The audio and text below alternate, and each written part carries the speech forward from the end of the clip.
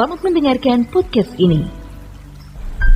Shalom saudara sekalian, salam sejahtera dalam kasih Tuhan kita Yesus Kristus. Kebenaran hari ini berjudul pemeliharaan untuk pendewasaan rohani. Kalau Bapa memandang berkat jasmani yang dimiliki seorang anak Allah membahayakan, maka Bapa akan mengurangi, bahkan sampai pada tingkat ekstrim dengan mengambil semuanya. Tuhan tidak mudah mengabulkan doa orang percaya jika apa yang dimintanya adalah sesuatu yang membahayakan. Allah sebagai Bapa pasti memelihara kehidupan jasmani anak-anaknya dengan sempurna. Namun Bapa lebih mengutamakan pemeliharaan rohani dan kedewasaan iman orang percaya, agar orang percaya mengambil bagian dalam kekudusannya dan memuliakan namanya, bukan memuliakan harta.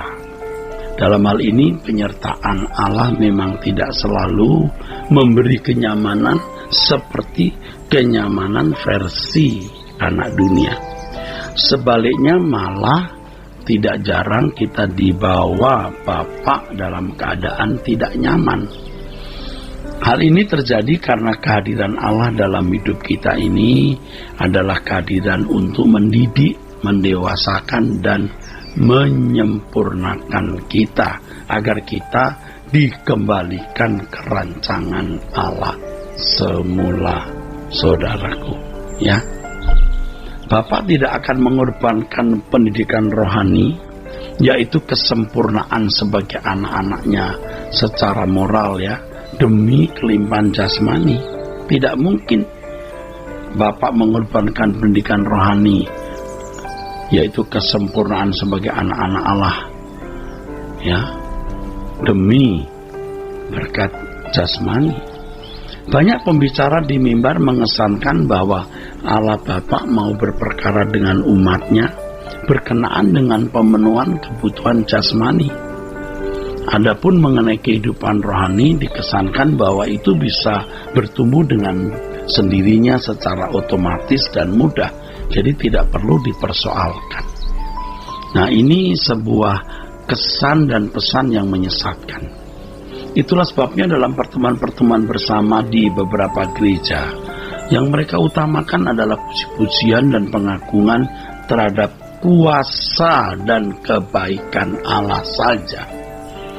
Harus dipahami bahwa kelimpahan jasmani hanyalah sementara, tetapi kedewasaan rohani, di mana orang percaya mengambil bagian dalam kekudusan Allah, merupakan harta abadi yang tidak terbeli dengan apapun.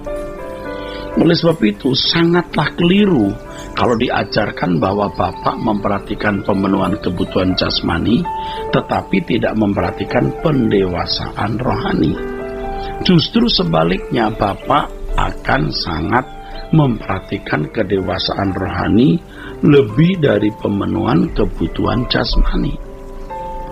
Bapak lebih memperhatikan kedewasaan rohani daripada pemenuhan kebutuhan jasmani. Bapak bisa mengorbankan hal pemenuhan kebutuhan jasmani demi kedewasaan rohani kita, saudaraku. Saudaraku, sikap mempercayai pemeliharaan Allah untuk masalah pendewasaan rohani ini, ini adalah sikap memuliakan Dia. Jadi sikap mempercayai pemeliharaan Allah untuk masalah pendewasaan rohani ini di atas masalah pemenuhan kebutuhan jasmani, ini sikap memuliakan Allah. Dengan kepercayaan kepada Allah sebagai Bapa yang lebih menekankan pendewasaan rohani, seseorang menilai dan memandang Bapa sebagai pribadi yang agung dan bertanggung jawab. Sesungguhnya inilah sikap meninggikan dan memuliakan Allah yang benar. Oleh sebab itu hendaknya kita tidak merasa sudah memuliakan Allah hanya karena bisa menyanyikan nyanyian rohani, berbahasa roh, dan mengikuti liturgi gereja.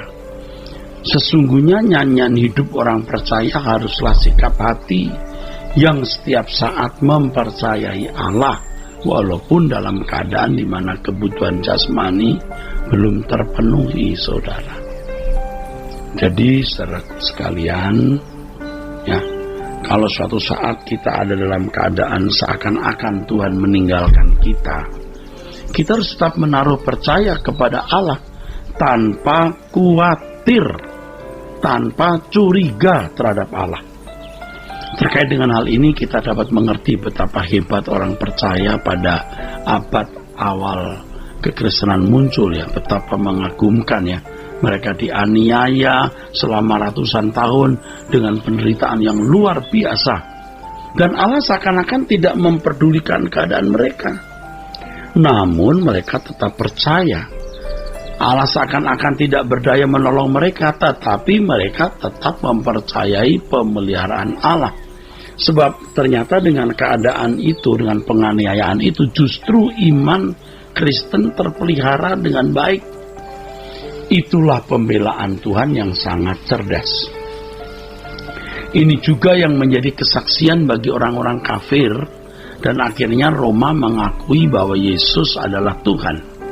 Hal ini tidak lepas dari kegigihan orang percaya dalam mempercayai Allahnya, ya, dan menampilkan diri sebagai anak-anak Allah yang memuliakan nama Allah dengan sikap dan perbuatan nyata, saudara.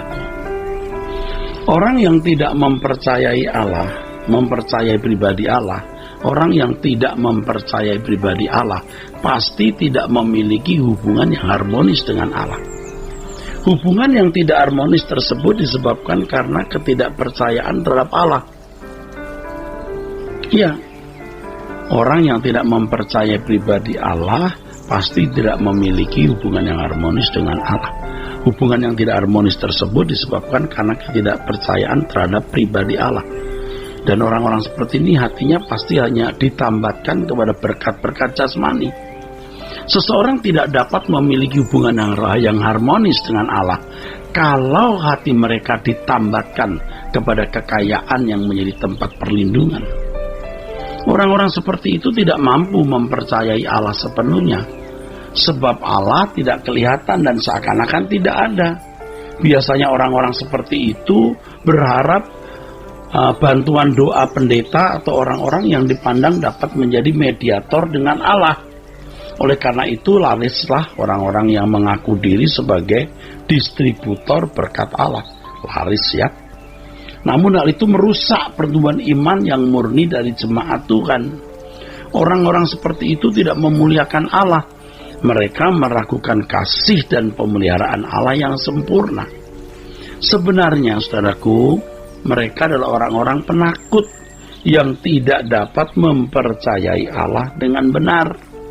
Karena tidak sanggup mempercayai Allah dengan benar, ya, mereka minta tolong pendeta atau para rohaniwan atau orang-orang tertentu untuk membawa persoalannya kepada Tuhan, bukan datang sendiri kepada Tuhan.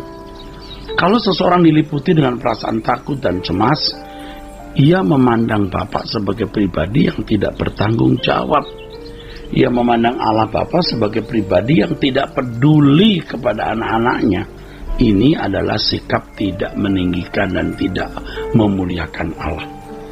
Orang yang dicekam, ya, dengan perasaan takut, perasaan cemas menghadapi hidup dengan segala persoalannya adalah orang yang tidak percaya.